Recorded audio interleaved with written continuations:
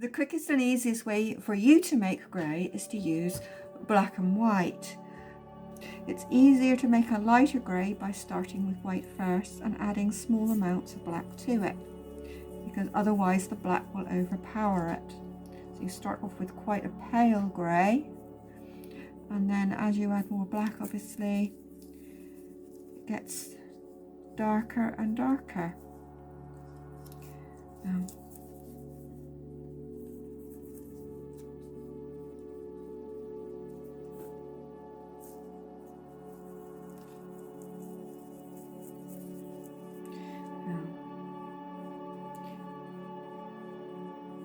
If you want to make a warm grey, you use the warmer colours, and if you want to make a colder grey, you start with the colder colours, and that works with either the black or the primaries.